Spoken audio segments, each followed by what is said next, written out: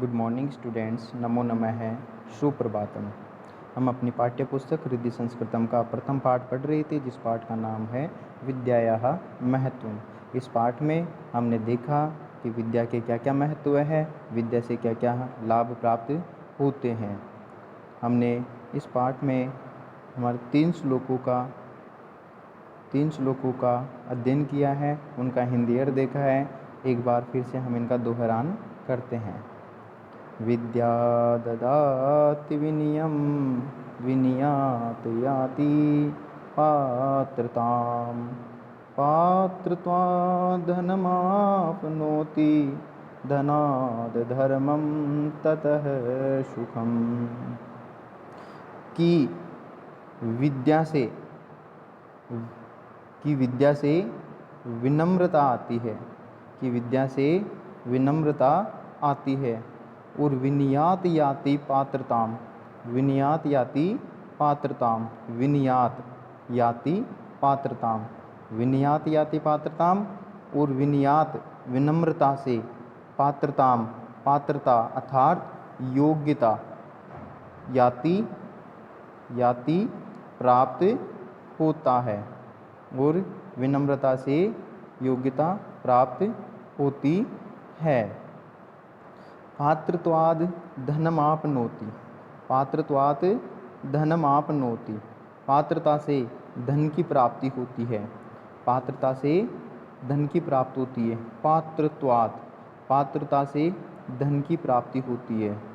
पात्रत्वात्, पात्रता से धनम, धन की आपनोति प्राप्त होती है, धन की प्राप्ति होती है। पात्रता से धन की प्राप्ति होती है। धनाद धर्मम ततः सुखम, धनाद धनाद धर्म ततः सुखम, कि धन से धर्म की प्राप्ति होती है और धर्म के बाद में सुख की प्राप्ति होती है।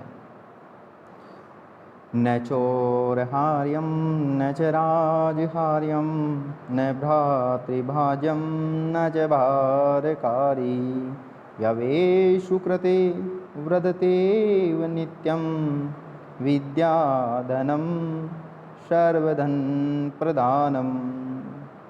इस श्लोक में विद्या के महत्व को बताते कहा गया है कि विद्या न तो चोरी करने योग्य है, न राजाओं के द्वारा हरने योग्य है, न भाइयों में बांटने योग्य है, और न किसी के ऊपर भार करने वाली है। विद्या तो एकमात्र ऐसा साधन है जिसको खर्च करने से हमेशा बढ़ती है। इसलिए जो विद्या का धन होता है, जो विद्या रूपी धन होता है, वो सभी धनों से प्रधान धन होता है। न चोरहार्यम, न चोरहार्यम न राजहार्यम, न नहीं चोर, चोर हार्यम चुरा सकता है। विद्या ऐसा धन है जिसको न तो कोई चोर चुरा सकता है, न राजहार्यम, न कोई राजा हर सकता है, न कोई राजा हर सकता है, अर्थात न कोई राजा चुरा सकता है। न भ्रातृभाज्यम, न भ्रातृभाज्यम, विद्या ऐसा धन है जो न तो भाइयों में बांटा जा सकता है या भाइयों में विभाजित किया जा सकता है। विद्या तो न च भारकारी, और विद्या न किसी के ऊपर भार करने वाली होती है। व्यवेषु कृते वृद्धते एव नित्यम, व्यवेषु कृते वृद्धते एव नित्यम, विद्या हमेशा व्यवेषु खर्च करने पर वृद्धते बढ़ती है, एवं नित्यम हमेशा। विद्या ऐसा धन है जो व्यवेषु करते खर्च करने से नित्यम एवं, यह नित्यम हमेशा वर्धते बढ़ती रहती है। इसलिए विद्या धनम, विद्या रूपी धन सर्वधन प्रधानम, सभी धनों से प्रधान धन होता है। विद्यारूपम कुरूपाणाम निर्धनानां धनम तथा निर्बलानां बलं विद्या साधनीया प्रयत्नतः। कि विद्या रूपम कुरूपाणाम, कि जो विद्या होती है वो कुरूपों का भी रूप होती है।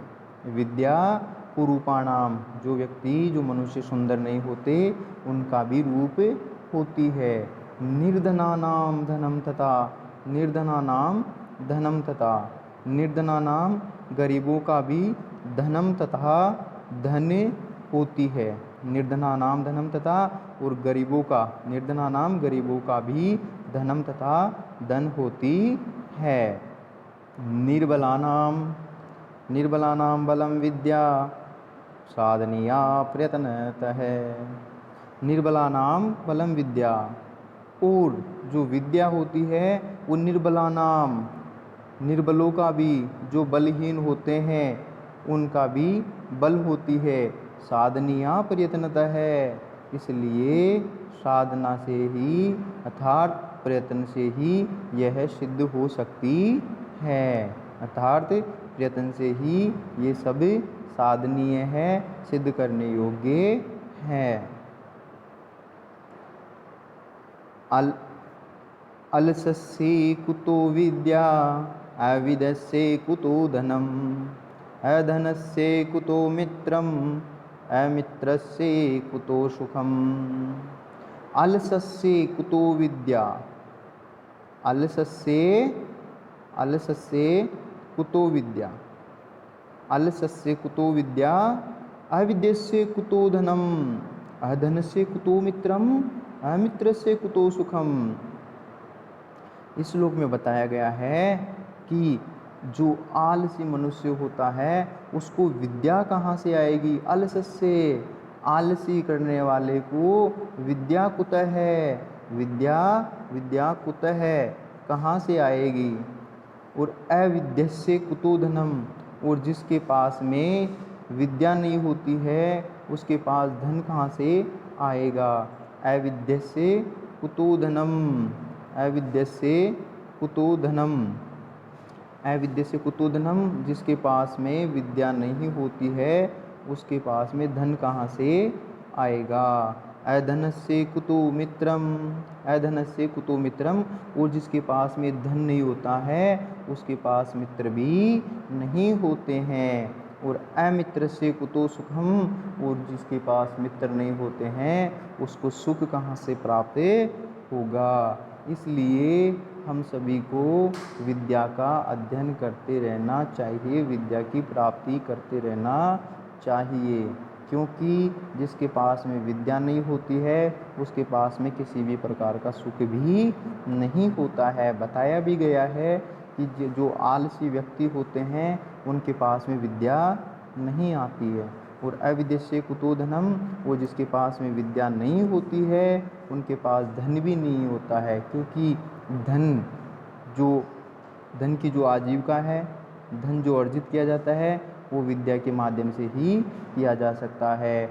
और अधनस्य कुतो मित्रम, हम देखते भी हैं कि अधनस्य कुतो मित्रम, जिसके पास में धन नहीं होता है उसके कोई मित्र भी नहीं होता है, अर्थात बहुत कम मित्र होते हैं। और अमित्रस्य कुतो सुखम, और अमित्रस्य कुतो सुखम, अमित्रस्य कुतो सुखम, जिसके पास में मित्र नहीं होता है उसको सुख कहाँ से प्राप्त होगा।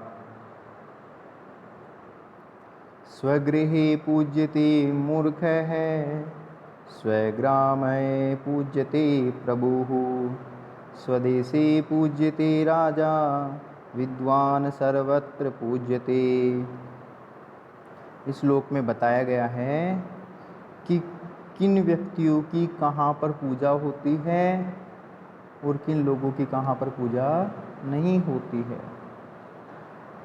स्वगृहे पूज्यते मूर्ख है, स्वगृहे पूज्यते मूर्ख है। जो मूर्ख व्यक्ति होता है वो केवल अपने घर में ही पूजा जाता है, अर्थात अपने स्थान पर ही पूजा जाता है। स्वग्रामे पूज्यते प्रभुः, और जो स्वामी होता है, प्रभुः जो स्वामी होता है वह केवल स्वग्रामे अपने गांव में ही पूज्यते पूजा जाता है। स्वदेशे पूज्यते राजा, वैसे ही स्वदेशे अपने देश में, स्वदेशे अपने देश में, अपने देश में पूज्यते राजा, अपने देश में राजा पूजा जाता है। स्वदेशे पूज्यते राजा, और अपने देश में केवल राजा पूजा जाता है। और विद्वान, जो विद्वान व्यक्ति होता है, सर्वत्र सभी जगह पूज्यते पूजा जाते हैं। जो विद्वान व्यक्ति होते हैं वो सभी जगह पूजे जाते हैं। कहा भी गया है कि राजाओं की और विद्वानों की, राजाओं की और विद्वानों की आपस में कभी भी तुलना नहीं करनी चाहिए, क्योंकि जो राजा होता है वो तो केवल अपने ही देश में पूजा जाता है, लेकिन जो विद्वान होता है वो सभी जगह पूजा जाता है। इसलिए हमें कभी भी अपनी विद्या पर अहंकार नहीं करना चाहिए, क्योंकि राजा अपने प्रदेश का स्वामी होता है। वो राजा केवल अपने ही राज्य में पूजा जाता है, लेकिन जो विद्वान व्यक्ति है वो अपने एक स्थान को छोड़कर दूसरे स्थान पर जाता है, दूसरे से तीसरे स्थान पर जाता है। इसलिए अगर उनके पास में विज्ञान है और वो विद्वान है तो उसकी पूजा सब जगह होगी। सुखार्थी न कुतः विद्यार्थी, विद्यार्थी न है कुतो सुखम, सुखार्थी वा त्यजेत विद्याम, विद्यार्थी वा त्यजेत सुखम।